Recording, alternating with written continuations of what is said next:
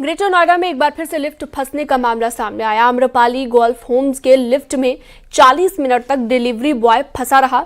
Lift में काफी देर तक सोसाइटी अलार्म बजने के बाद भी, सिक्योरिटी का अलार्म बजने के बाद भी कोई मदद के लिए नहीं पहुंचा। जब बार बार डिलीवरी बॉय ने अलार्म बजाया तब जाकर एक शख्स ने डिलीवरी बॉय को बाहर निकाला।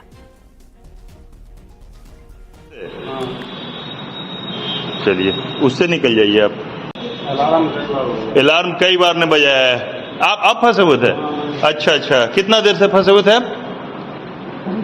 7:45 बजे के लिए।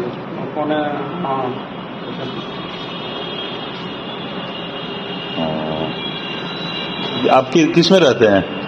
रहते नहीं, मैं ऑर्डर देने आए थे। अच्छा, ऑर्डर देने आए थे जेप्टो से? चलिए, उससे निकल जाइए आप। अलार्म कई बार ने बजाया है। यूपी में ट्रेनों को लेकर साजिश रचने की कई घटनाएं इन दिनों सामने आ चुकी हैं। कानपुर में रेलवे की लूप लाइन के ट्रैक पर छोटा एलपीजी सिलेंडर बरामद होने के बाद गहनता से जांच पड़ताल जारी है। हालांकि एटीएस को अब तक कोई ठोस सबूत हाथ नहीं लगा।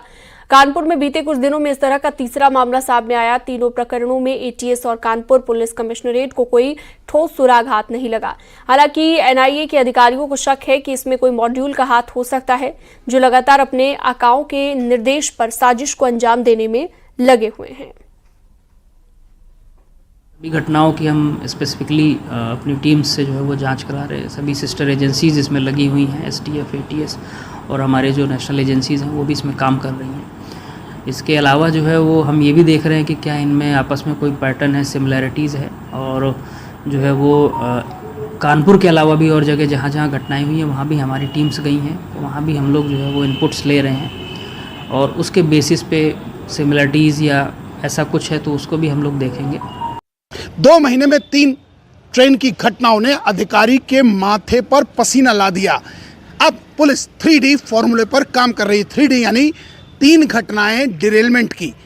हालांकि इसमें किसी की मौत नहीं हुई, मगर पुलिस अब इसे चैलेंज के तौर पर देख रही है। जहां एक और ATS, STF, crime branch, NIA लगी है, तो वहीं सोर्सेस की अगर माने तो पुलिस आरपीएफ के साथ मिलकर जॉइंट ऑपरेशन कर रही है। और जहां एक और साबरमती एक्सप्रेस को डिरेल करने की साजिश करने वालों का पता लगाने में लगी है, तो वहीं इस पूरे मामले पर कालिंदी एक्सप्रेस के ट्रैक पर मिले सिलेंडर और उसके बाद प्रेमपुर स्टेशन के बाद मिले सिलेंडर, इन तीनों घटनाओं को जोड़कर देख रही है और एजेंसीज के साथ कोऑर्डिनेट कर रही है। अगर पुलिस की माने तो 1000 से ज़्यादा लोगों से अभी तक पूछताछ हो चुकी है। 40 किलोमीटर के रेडियस में पुराने अपराधियों को भी पुलिस पूछताछ कर रही है और इन सब के अलावा मोबाइल टावर्स को भी खंगाला जा रहा है और इनके टेलीफोन रिकॉर्ड्स को भी। और ऐसे में अब पुलिस का ये मानना है कि जल्द अपराधियों तक पुलिस पहुंचेगी ताकि इसका पर्दाफाश हो सके और ये शरारत है, साजिश है या और कुछ। जर्नलिस्ट आशीष पांडे के साथ अमित गंजू, न्यूज़ 18 कानपुर। और अगली खबर गाजियाबाद से, जहां पर रेलवे ट्रैक पर बढ़ती घटनाओं के बाद प्रशासन फुल एक्शन मोड में है। गाजियाबाद में रेलवे ट्रैक के आसपास आबादी वाले इलाकों में सीसीटीवी लगाए जाएंगे। ट्रैक के आसपास हॉटस्पॉट को भी चुना जाएगा। पुलिस कमिश्नरेट ने आरपीएफ और जीआरपी के साथ कोऑर्डिनेशन को लेकर मीटिंग की है।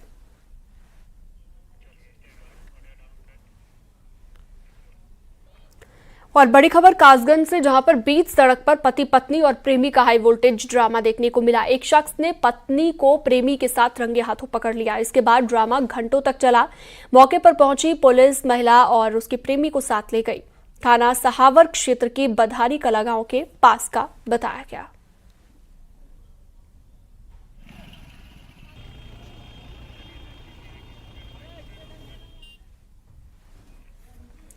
हमीरपुर के मुस्करा थाना क्षेत्र में बिजली विभाग के जेई और उनकी टीम के साथ मारपीट की गई। बताया जा रहा है कि टीम लोगों के घरों के कनेक्शन की जांच कर रही थी और बकायेदारों के कनेक्शन काट रही थी। तभी कुछ लोगों ने घटना को अंजाम दिया। जेई ने पुलिस को तहरीर देकर कार्रवाई की मांग की है। बिजली विभाग के जेई ने बताया कि गहरौली गांव में बिजली बिल जमा और बिल सुधार के लिए कैंप लगाया गया था। इस दौरान जेई अपनी टीम के साथ बिजली बिल बकायेदारों के यहां पर जाकर उन्हें बिल जमा करने के लिए कह रहे थे और साथ ही जिन्होंने बिल जमा नहीं किया था उनके कनेक्शन काटे जा रहे थे। इसी बात का विरोध करते हुए गांव के कुछ लोग गाली गलौज करने लगे और मारपीट करना शुरू कर दिया गया।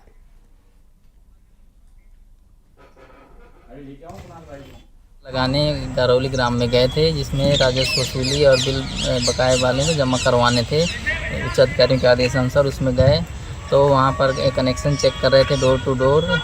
तो इसके जैसे ही हम लोग वहाँ से कनेक्शन चेक करते हुए वापस लौट रहे थे तो कुछ लोग आए और आपस में गाली गलौज करने लगे और मारपीट करने लगे, कपड़े उपड़े भी फाड़ दिए।